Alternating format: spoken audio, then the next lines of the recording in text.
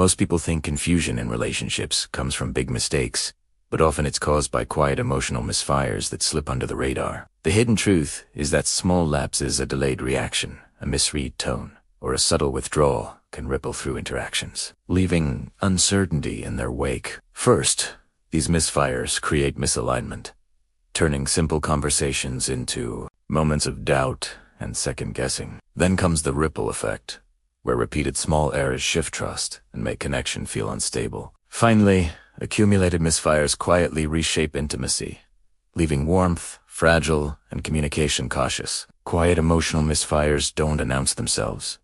They quietly rewrite how closeness feels. Notice the subtle shifts, trust your instincts, and follow for more hidden dynamics no one explains.